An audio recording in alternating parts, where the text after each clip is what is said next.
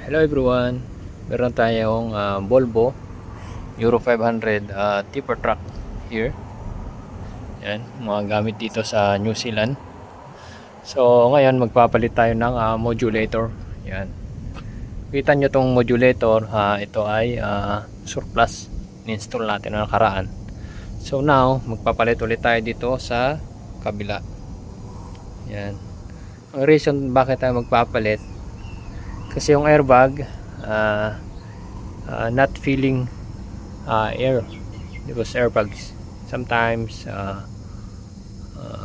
the level is too high and sometimes no air. So ang problema is yung modulator. Yan, so we already check, we already replaced the this one. You already knew, bago na to, left and right. So okay na yan. So ang last na lang, papalitan ng modulator. Yan, ito yung modulator nya, bago. So magpapalit tayo this sides. Yan, left side.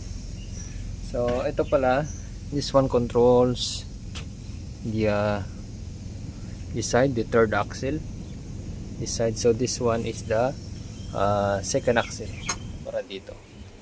Yan, so this right side modulator controls the third axle, and the left side controls the second axle. Yan, second axle airbags. Yan, and you can see that will be the outcome once it's finished. Yeah. So the reason why we have to change this modulator, because the airbags on the second axle does not filling up the air, and sometimes when it's fill the air, it's too high, so over bloated, and might damage the airbags. Yeah. So that's a problem when the system of the modulator is already faulty. It's better replace. Good. So dito sa connection,